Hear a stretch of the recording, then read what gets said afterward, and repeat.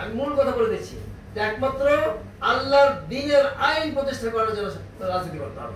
যারা এইগুলি করবে না তারা এই যে ফাসিক জালিম কাফের পর্যায়ে পড়ে যাবে। আমি অনেক কথা বলতে পারতাম, সময় যেহেতু সংক্ষেপ বলতে যাচ্ছি না, তবে একটু কথা বলতে চাচ্ছি। ইসলামকে বিকৃত করা যাবে না। দাজ্জাল সম্পর্কে স্পষ্ট হাদিস আছে, ওনার চোখ কানা হবে। রাসূল বলেছেন, আমি ইহুদির হাদিসে পড়েছি যে তোমাদেরকে অন্যের আগের নবীরা বলে গেছেন দাজ্জাল সম্পর্কে, কিন্তু একটা কিছু বলেন নাই, সে তো ওনার এক চোখ কানা হবে। দাজ্জাল বলতে কোনো প্রাণী না, কোনো দেশ না, কোনো রাষ্ট্র না, কোনো ইহুদি রাষ্ট্র কিছু না। দাজ্জাল একটা সরাসরি অস্তিত্ব আছে, সেটা আসবে। আরেকটা কথা বলি, দাড়ি সম্পর্কে শরীয়তে পরিষ্কার হুকুম আছে। দাড়ি কম বেশি, কম নেবে সব কম হবে, বেশি নেবে বেশি তা নয়। দাড়ি রাখতে হবে, হ্যাঁ রাখতে পারে, এই হলো কথা। দাড়ি রাখা ওয়াজিব, এটা এক ফুট পরিমাণ রাখা ওয়াজিব, এক ফুটের উপর চেতে ভালো মুস্তাহাব। এই জন্য রাসূল ইসলামের এক ফুট রাখতেন, এক ফুট বেশি রাখা হলো সুন্নত না, মুস্তাহাব না। এক ফুট পর্যন্ত রাখা ওয়াজিব, এক ফুট বেশি রাখা জায়েজ আছে, তো সুন্নত মুস্তাহাব কিছু না। এই জন্য দাড়ি সম্পর্কে এবং শরীর সম্পর্কে ভালো করে জেনে কথা বলতে, হ্যাঁ অন্য বিষয়ে you can speak on anything, on any point, on any subject, but if you speak on Islam, you must be speaking without in it that you have to keep there one month earful, dishful, one dish. আর কমে সব কম হবে, বেশি বেশি বলবে না।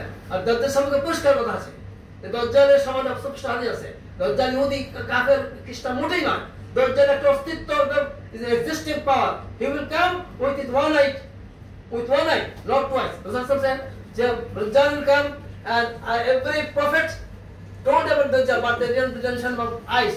So he will have only one eye. একটু কানা হবে, সেটা বলেছেন শ্বাস লাস্ট ইয়া।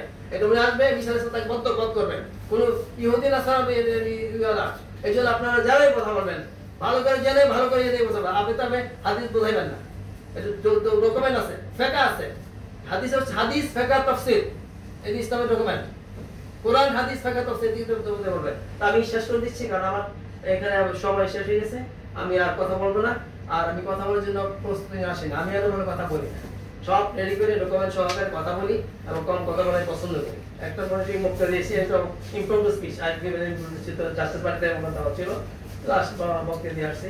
এখন এখানে আসলাম সঙ্গে কথা বলার জন্য। তো মৌলানা ভাসানীর জীবন সাধারণ ছিল, এর সাথে আমার সম্পর্ক ছিল। সে আমার কাছে লেখা পাঠিয়েছেন, হুকুমত রব্বানি বইগুলি পাঠিয়েছেন, ইরফান বাড়ি, ডক্টর ইরফান বাড়ি আমাকে পাঠিয়েছেন ওনার নির্দেশে। ভাসানীর সাথে দেখা হয়েছে। আলহামদুলিল্লাহ, আমার জন্ম, আমি যুবক মানুষ, আমার বয়স কত? আমি 73 বছর যুবক। আমার দুইটা বাহাদুরি না, আমার দুইটা পাইপা ছিল, বিক্রি করেছি। আমার ছেলে দেশে থাকে না, আমার দুজনের জন্য লাগে না, আমার থেকে আছে, ব্যবহার করে না।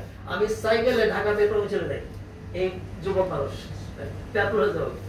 আমি যুবক থাকতে পারি, ডেলি বুকটা নেই, আমার শরীরে কোনো রোগ না। আলহামদুলিল্লাহ, জীবনে কোনো হাসপাতাল থাকতে হয় না। এটা আমি চিকিৎসক, হোমিও এবং হার্বাল বিজ্ঞ বিশারদ। তাহলে আমাদের তৌফিক দান করো।